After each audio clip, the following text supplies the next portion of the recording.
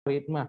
Nah, kalau misalnya kita bahas tentang algoritma nih, saya mau bertanya, kalau kita ada mendengar kata algoritma, kita terpikir itu tentang apa nih?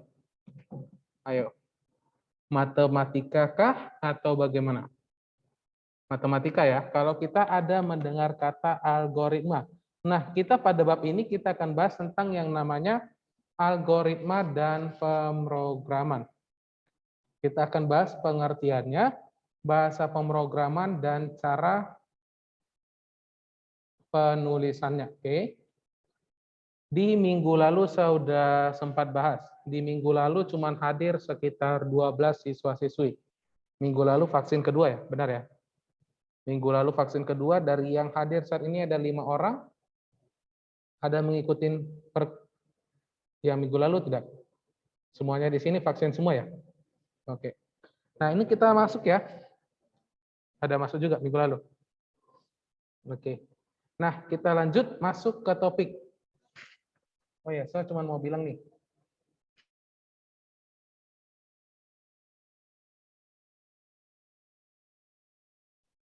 Ini saya lanjut. Algoritma adalah urutan langkah yang logis yang digunakan untuk menyelesaikan suatu masalah.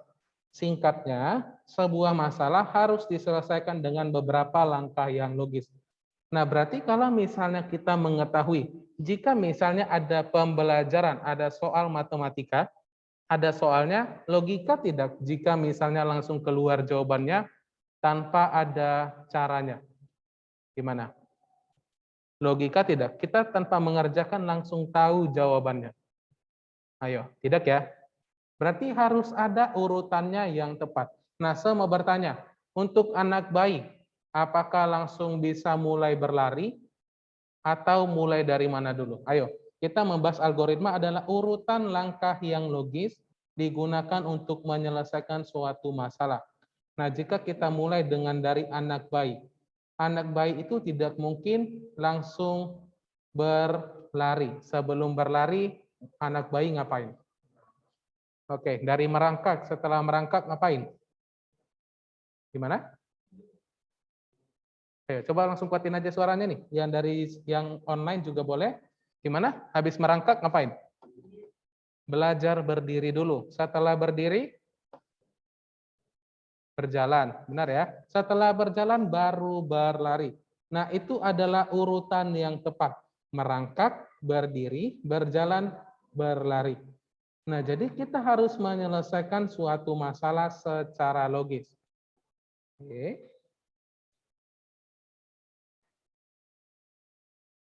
Nah, dalam kehidupan sehari-hari, contohnya algoritma bisa digambarkan dengan berbagai hal, yang salah satunya adalah seperti begini. Saya mau bertanya, saya sudah pernah nanya atau belum, saya lupa. Tangan, kaki, mata, saling berhubungan tidak satu sama lain? Gimana? Tangan, kaki, mata, saling berhubungan tidak? Ayo, sebagai contoh seperti begini. Kita akan membahas tentang algoritma, cara melakukannya sesuai dengan menyelesaikan sesuatu masalah secara logis. Nah, tadi saya sudah bertanya seperti begini, tangan, mata, kaki itu adalah yang saling berhubungan. Jika contoh kita berada di suatu mall, oke, itu ada contohnya itu di tempat pembelanjaan baju. Kita bisa sebut contohnya ke Matahari atau H&M. Oke, kita melihat suatu pakaian yang cantik menggunakan mata. Benar ya? Kita menggunakan mata, setelah kita menggunakan mata, apa yang kita lakukan selanjutnya? Langkah apa yang kita lakukan untuk sampai ke barang tersebut? Ayo. Berjalan. Benar ya? Kita berjalan menggunakan kaki hingga sampai ke tempat tujuan pakaian yang kita inginkan. Setelah kita mencapainya menggunakan kaki, apa yang kita lakukan selanjutnya? Gimana? Membeli. Apakah langsung membeli atau harus kita perhatikan dulu kualitasnya, barangnya sesuai tidak? Benar ya? Berarti semua itu adalah prosesnya. Proses itu harus saling berhubungan. Contoh kedua, sebuah adalah, saya yakin ini adalah berbeda-beda jawabannya. Contoh kedua adalah Kalau misalnya kita mau makan, bagaimana langkah-langkah untuk mau makan? Ayo, coba yang di chat ini ya. Kalau misalnya kita lapar, bagaimana instruksinya ketika kita mau makan? Ayo, coba sebutin di chat ya. Ayo, yang dari sini. Ya, langsung kuatin aja. Gimana? Oke, buat makanan. Sebelum buat makanan bagaimana? Oke, yang pertama kata temannya. Di sini saya tunjukin. Berdiri dulu, masak makanannya. Oke, ini maksudnya adalah udah ada makanannya, kita mau makan apa yang pertama kali kita lakukan? Sebelum kita makan, kita ngapain? Itulah saya bertanya. Atau di sini, masih ada nggak yang dari kelas 8A yang makan itu disuap? Ayo, masih ada nggak yang masih disuap? Nah, saya nggak muluk-muluk nih ya. Saya kalau misalnya adik saya yang udah kuliah, yang umurnya udah 22 tahun, jika misalnya sakit, masih disuap. Ayo, di sini, yang jika sakit, masih disuap tidak nih? Gimana? Kayaknya malu-malu ya. Oke, kalau malu-malu saya ganti ya. Oke, kita lanjut. Sebelum makan, kalau sakit saya baru disuap bubur. Oke, selanjut pertanyaannya tadi yang saya bilang nih. Kalau kita mau makan, langkah-langkah yang kita lakukan itu bagaimana?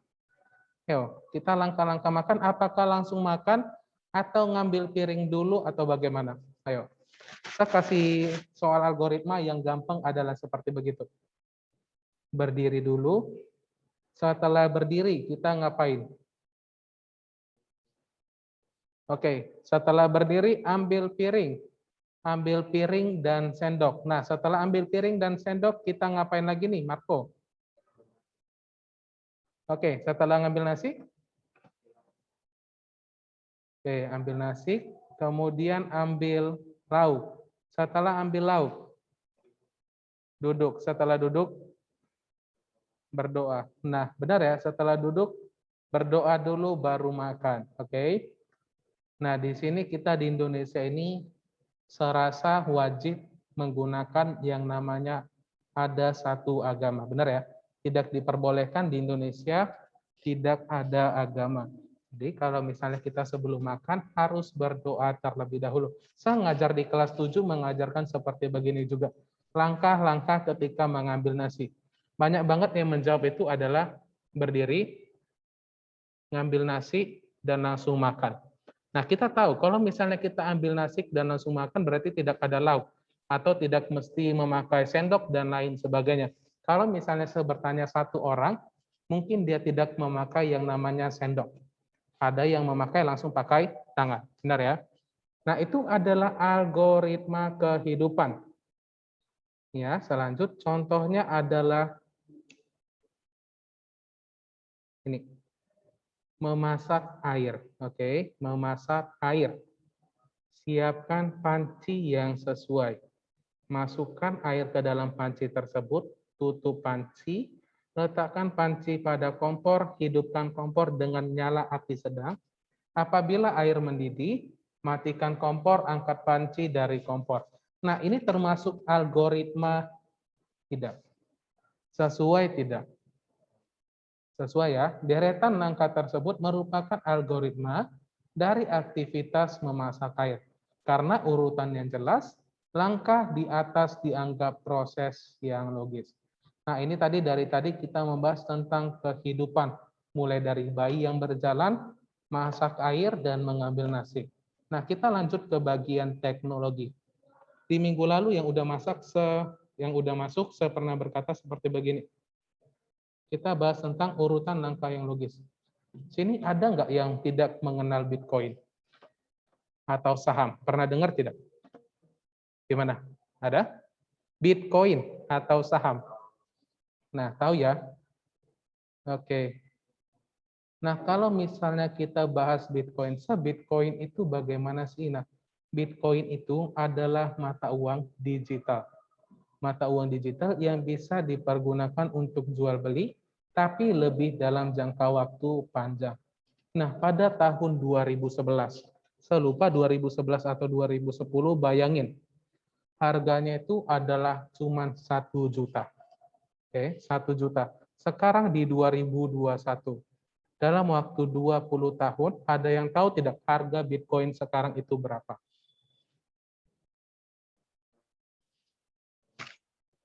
$500 juta. Yang lain bagaimana nih? Ada yang tahu tidak nih, harga Bitcoin terbaru sekarang itu berapa? Ayo, kita di minggu lalu sebahas ini juga. Apa sih pembahasannya, hubungannya antara Bitcoin dengan masak nasi dengan yang berjalan? Kita membahas adalah langkah logis yang digunakan. Oke, 877 juta. Nah, ini kita lihat bareng-bareng. Harga Bitcoin sekarang, kalau nggak salah itu menyentuh angka 900-an juta. Oke, 900-an juta. Nah, itu kalau misalnya kita lihat, jika misalnya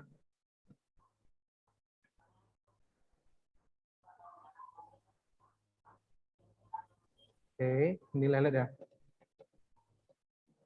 Nah, harga Bitcoin sekarang 877 juta 596.752 rupiah. Yo, saya bertanya, dari tahun 2011, jika kita menabung 1 juta di bank dalam waktu 10 tahun, bisa tidak menghasilkan segini? Gimana? Nah, kemudian pertanyaan kedua, saya bertanya, apakah ini uang yang jumlahnya segini langsung muncul dari 1 juta ke 877 juta atau bertahap? Bertahap, benar ya? Itu pasti akan bertahap. Jadi ini juga termasuk algoritma sell. Kenapa sih makin lama harganya makin naik? Nah, sama juga seperti kita berbelanja. Jika misalnya kita membeli barang, terlalu banyak barang yang laku, itu ada kemungkinan tidak barang yang laku itu akan terjadi kenaikan. Terjadi ya. Kalau misalnya barang tidak laku, pasti akan ada namanya diskon. Tujuan diskon itu supaya menurunkan harga dan orang itu akan membeli. Nah, jadi kalau misalnya barang itu laris manis, itu pasti akan makin lama makin naik. Contoh barang yang kedua, siapa di sini yang tidak tahu barang Supreme? Tahu semua ya. Kalau Supreme itu identik dengan berwarna merah. Oke, identik berwarna merah. Oke, ini kita sambil buka nih. Nah, kalau misalnya kita lihat nih Supreme, ada yang tahu tidak nih? Saya kasih catat namanya yang bisa. Alasan kenapa Supreme harganya bisa mahal. Saya kasih buat tambah nilai. Ayo. Kita tahu contohnya harga baju biasa itu 200 sampai 500 ribu, kisaran 500 ribu. Jika misalnya harga Supreme yang ini adalah 5 juta sampai 10 juta. Kenapa bisa harganya mahal dibandingkan bahan-bahan harga yang lain? Ayo. Yang online, yang hadir saat ini, coba boleh jelasin sama saya. Karena banyak yang minat. Oke, itu yang pertama, tapi kurang tepat. Ayo, yang gimana? Ayo, coba langsung kuatin aja. Karena bahannya bagus. Kita tahu kalau misalnya merek-merek terkenal, kayak LV, H&M juga harganya nggak terlalu mahal, barangnya pun bagus. Oke, karena banyak yang mau beli, jadi otomatis harganya naik. Sering, gimana? Coba pakai. Developernya besar. Oke, belum tepat juga. Oke, jawaban yang paling tepat itu adalah karena begini. Ini boleh dicari di internet juga ya. Alasan kenapa Supreme itu mahal karena limited edition. Oke, itu yang pertama. Jika misalnya orang yang ingin beli baju itu 1.000 orang, oke, yang membeli baju pengen baju ini 1.000 orang, maka yang mereka keluarkan hanya 100 saja. Nah, itu juga termasuk sebagai pertimbangan dari Supreme-nya. Kenapa harganya mahal? Karena limited edition. Yang membutuhkan 1.000, yang beli itu cuma 100. Itulah alasan kenapa bahannya si Supreme ini menjadi limited edition dan mahal. Harganya makin lama makin naik. Jika misalnya kita beli, contohnya, untuk harga baju ini adalah 15 juta. Jika 1 tahun ke depan, itu bisa harganya naik 30 juta. Ini bisa dibuat sebagai investasi. Oke, seperti begitu. Karena banyak banget dipakai oleh artis. Contoh yang kedua, ini adalah Oreo. Kemarin sempat viral ya. Harga Oreo itu berapa nih? Kisaran 8,5 ya. 8,5 sampai, oke, kita anggap aja 10.000. Oke, 10.000. Nah, itu isinya paling dikit itu adalah 6 atau 5. Nah, Supreme Oreo ini hanya terdiri dari 3 biji. 3 biji dan harganya itu di 650.000.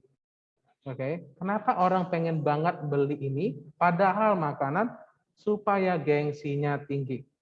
Benar ya? Karena gengsinya tinggi untuk membeli si Oreo ini.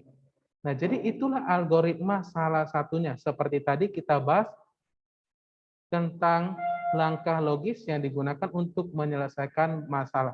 Jadi semua itu adalah ada tahapannya. Makin lama, makin mahal karena ada alasannya. Nah, sampai di sini. Ada yang mau berikan contoh lain tidak nih? Tadi ini kita kan dari kehidupan, contoh dari teknologi itu ada Bitcoin dan lain sebagainya. Oke, ini adalah inputnya. Ambil air, prosesnya siapkan air, nyalakan kompor, letakkan panci di kompor, tunggu sampai mendidih, angkat panci, outputnya, tuangkan pada tempatnya. Nah, saya mau bertanya nih, kita sering banget mendengar input, proses, output. Input itu apa? Ayo, input, arti dari input itu apa nih? Gimana? Ada nggak? Arti dari kata input. In itu apa? In itu adalah masuk, kalau output adalah keluar. Berarti input itu adalah masukan, output itu adalah keluar. Jika misalnya seganti pernyataannya ini adalah tadi seperti kita lagi makan. Seperti kita lagi makan, inputnya itu bagaimana? Ayo. Inputnya itu kalau misalnya kita buat lagi makan, inputnya itu adalah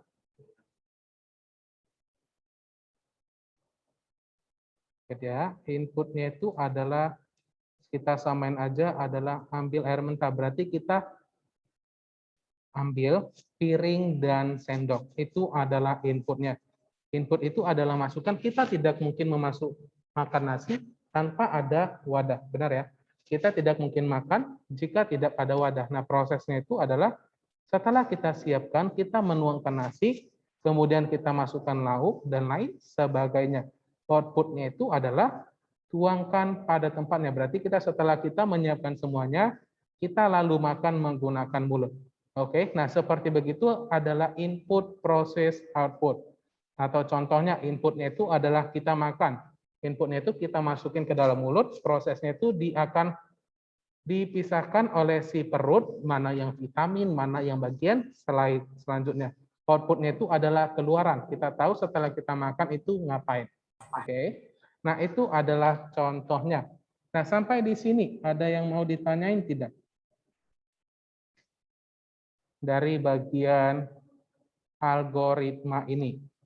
Yang intinya langkah-langkah yang logis untuk menyelesaikan masalah. Tidak ada se. Nah, kita hari ini belajar les ketiga tentang teknologi. Kita belajar tentang teknologi, kita harus mengikuti perkembangan zaman. Ya, kita harus mengikuti perkembangan zaman. Yang pasti, kita harus menanamkan pada diri kita yang penting tahu. Oke, saya ulangin. Untuk kita tentang teknologi, yang penting kita tahu. Maksudnya kita tahu itu bagaimana? Tahu diri, tahu waktu, tahu tempat, dan tahu sebagainya. Sebagai contoh, untuk anak kelas 8 zaman sekarang. Di sini saya yakin sudah mempunyai handphone semua, benar? Sudah mempunyai handphone semua. Rata-rata umur anak kelas 8 itu berapa tahun? Umurnya sekarang. Ayo. Untuk anak kelas 8 sekarang, rata-rata umurnya adalah 13 sampai 14 tahun. Nah, jika misalnya kita diberikan handphone sama orang tua zaman sekarang, Oke, diberikan handphone. Minggu lalu kayaknya ada pernah bahas juga, tadi udah bahas ya, yang penting tahu di handphone itu ada kelebihan, ada kekurangannya. Contohnya, jika kita mempunyai handphone dikasih kebebasan sama orang tua, ada pasti kemungkinan kita menonton film dewasa. Dalam arti film dewasa itu adalah seperti begini. Semua di sini pasti pernah menonton TV. Kalau menonton TV ada di bawah kanan, itu tulisannya D, 18 plus. Benar tidak? Ada? Oke, masih satu orang nih yang online yang menjawab benar. Jika kita menonton film dewasa itu bukan hal tentang yang lain-lain. Film dewasa itu boleh tentang kekerasan, tembak-tembakan, bunuh-bunuhan, film horor dan lain sebagainya. Jika kita menonton TV itu ada tulisan di bawahnya D, 18 plus. Pernah ya? Nah, jika misalnya kita tidak diatur sama orang tua, tidak dibimbing oleh orang tua, itu pasti kita akan mengalami yang namanya rusak otak. Saya pernah baca itu sekitar setahun yang lalu paling lama. Ada satu kasus karena si orang tuanya terlalu bebas terhadap anak, karena keseringan nonton film tembak-tembakan atau sering main game GTA, itu satu keluarga dibunuh semua dengan si anak. Dengan menggunakan pistol di Amerika Serikat. Oke, nah itulah tadi saya bilang. Jadi di bagian sini kita itu harus ada pertimbangannya dan kita harus ada bimbingan dari orang tua. Yang penting tahu, kita harus tahu yang mana batasan kita, batasan umur kita yang mana harus kita tonton. Untuk anak umur 12 tahun, untuk yang ditonton adalah segini. Oke, yang penting kita tahu dulu, tahu waktu, tahu diri. Untuk umur segini kita tonton ini, umur segini kita tonton ini. Jika misalnya kita keseringan nonton film dewasa dalam arti film bunuh-bunuhan, itu bisa merusak otak. Oke, nah itu contohnya banyak banget di kasus di Indonesia. Karena tidak diberi uang jajan atau tidak diberikan menggunakan handphone, dia membunuh orang tuanya, menggolok, mencincang, dan lain sebagainya. Garis besari, tanamin dalam diri, yang penting tahu. Tahu diri, tahu tempat. Oke, biarpun kita dikasih kebebasan, kita harus tahu diri untuk menjaga diri kita. Oke, seperti contoh untuk anak SMP zaman sekarang, untuk jadwal pulang setelah bermain dari luar itu jam berapa? Misalnya main-main keluar sama kawan, pulang itu jam berapa? Jam 6, jam 8, jam 4. Yang lain?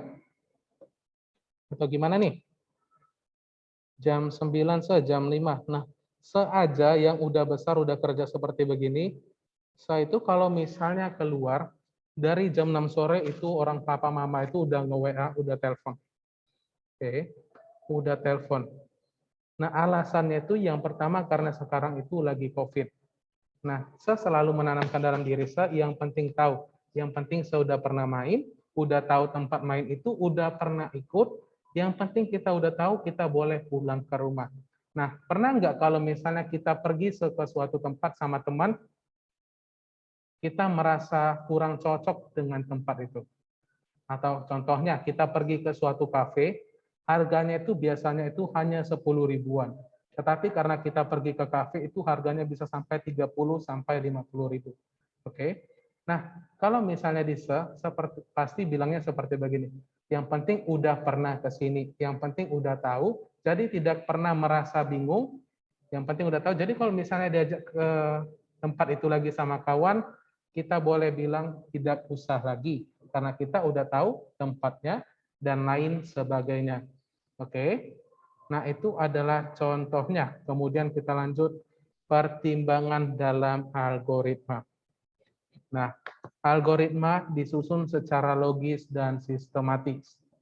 Setiap langkah di dalam algoritma haruslah memiliki nilai benar maupun salah. Dalam konteks tertentu, algoritma menjadi sebuah urutan langkah dalam melakukan pekerjaan khusus. Pertimbangan pengambilan algoritma juga menjadi hal yang penting agar output yang dihasilkan baik. Nah, berarti di sini kita tahu output itu ada keluaran yang baik. Sama seperti kita ujian nanti contohnya. Alangkah lebih baik ketika kita mau ujian itu apa yang dilakukan? Sebelum ujian.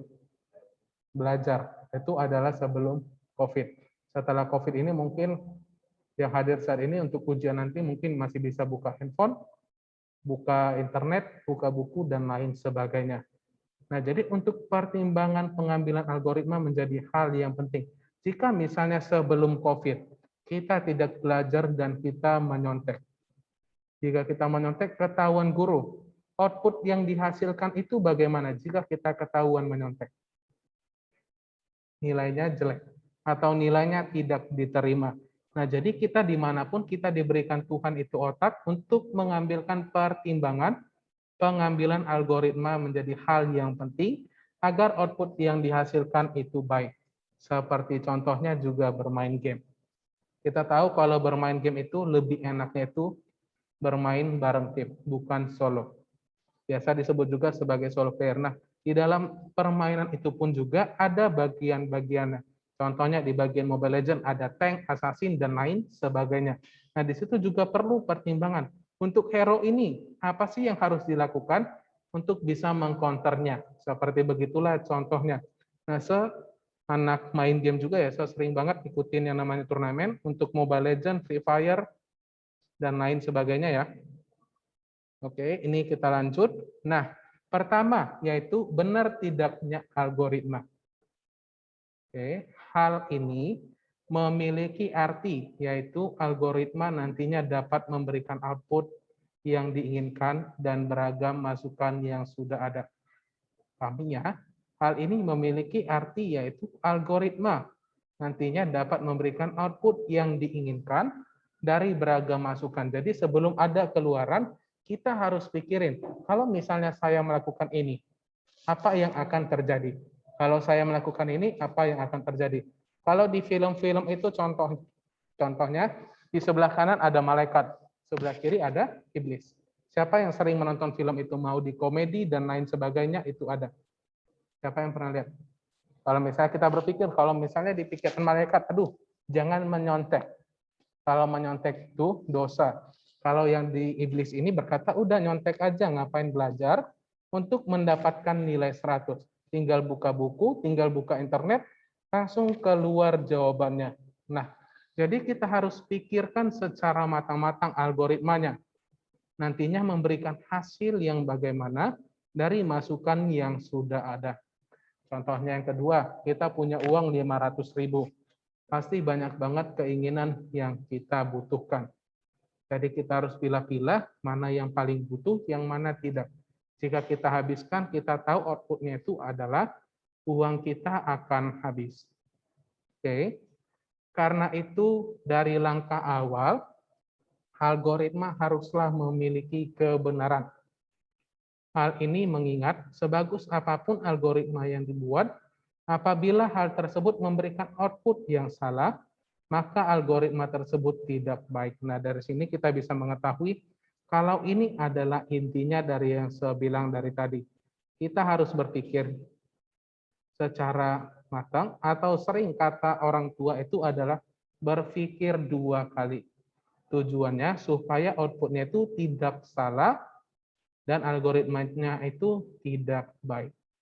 Tapi kalau misalnya kita terlalu banyak berpikir itu tidak baik, berlebihan itu tidak baik. Benar tidak? Yang berlebihan itu tidak baik. Benar atau salah? Coba kasih contoh sama satu alasan jika yang berlebihan itu tidak baik. Contohnya tadi, kalau banyak berpikir, kita bisa kelewatan. Atau kelewat soalnya, kelewat menitnya, jadi untuk menjawab soal tidak bisa. Contoh yang lain bagaimana nih, kalau misalnya kelebihan, terlalu berlebihan itu tidak baik itu. Coba kasih contoh. Gimana? Kalau kebanyakan makan, apa yang terjadi pada diri kita sendiri? Kita akan mulas atau obesitas. Nah, contohnya itu seperti saya.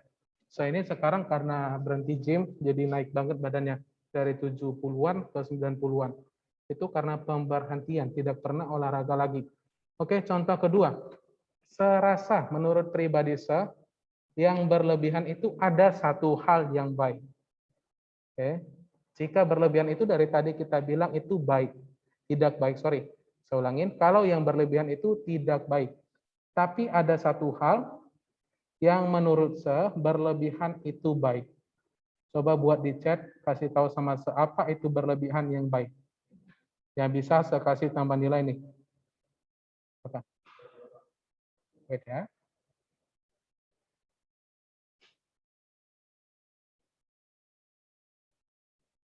Oke. Kalau dari temannya banyak belajar. Belajar. Kalau dari yang offline katanya berdoa, yang lain bagaimana nih?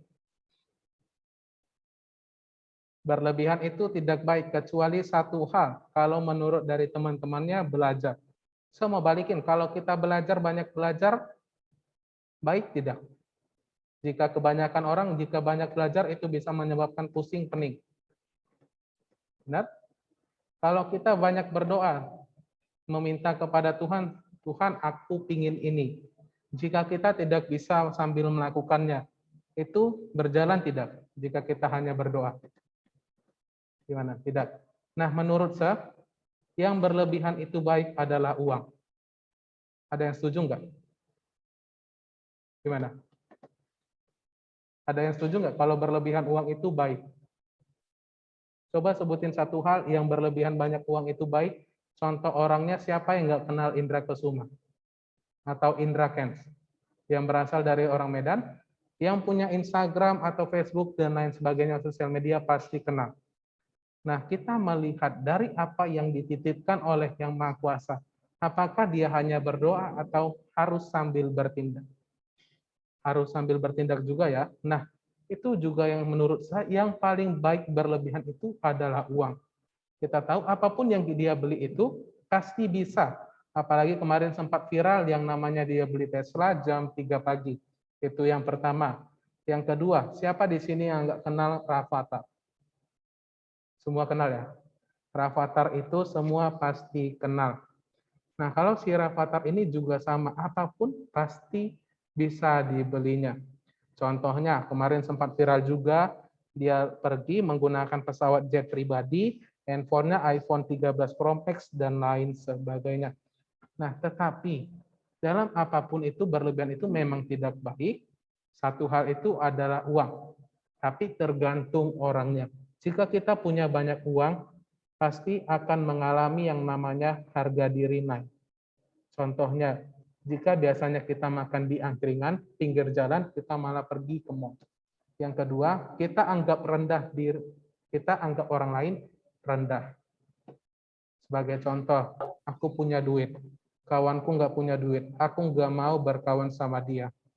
Nah, itu adalah sifat buruk dari misalnya kita punya banyak uang. Nah, jadi balik lagi ke diri sendiri. Tadi saya udah ingatin, kalau menurut saya, yang berlebihan itu baik adalah uang. Kalau misalnya saya dititipin uang segitu, saya pasti akan berbagi dan lain sebagainya. Jadi balik ke diri sendiri, pasti di dalam setiap orang itu punya kelebihan dan kekurangan. Tidak ada yang sempurna di dunia ini. Benar? Oke, yang kedua, ada nggak yang sempurna di dunia ini? Ya, coba sebutin ada nggak yang sempurna di dunia ini? Dari bagian teknologi dulu nih, kita bahas. Teknologi ada yang sempurna tidak? Ayo. Teknologi ada yang sempurna tidak nih? Tidak ada Oke, benar ya. Di dalam setiap apapun ada kekurangan dan kelebihan. Seperti contohnya handphone atau smartphone. Kita tahu handphone yang paling bagus itu saat ini adalah iPhone. Oke. iPhone memberikan kelebihan-kelebihan di bagian fiturnya atau kecanggihannya. Tetapi kekurangannya satu yaitu harganya mahal. Nah, biarpun dia memberikan kualitas yang bagus, tetapi tidak semua orang bisa mempunyainya. Dan disinilah kita memerlukan yang namanya algoritma. Banyak sekali orang pengen banget punya handphone pengen punya handphone si iPhone ini tanpa memikirkan algoritmanya. Dia rela menyicil 1 tahun sampai 5 tahun hanya untuk handphone itu saja. Dia tidak memikirkan bagaimana outputnya, bagaimana keluarannya, bagaimana cara dia membayarnya. Oke, jika misalnya suatu saat nih dia mendapatkan kerja dengan penghasilan 5 juta. Dia membayar 3 juta setiap bulannya. Jika kita kalikan 12 bulan berarti 36 juta. Oke, dia memikirkan, wah, berarti saya bisa membeli handphone tersebut dengan menyicil. Tapi dia tidak memikirkan di suatu hal jika outputnya itu dia dipecat. Jika dia dipecat, handphonenya cara tunggakan pembayarannya bagaimana? Nah, oke. Nah, jadi seperti yang saya bilang tadi, kita sebaiknya harus tahu diri, tahu waktu, tahu tempat, dan tahu lain-lainnya. Jika kita masih belum cukup kaya, jangan sok-sokan untuk bisa beli handphone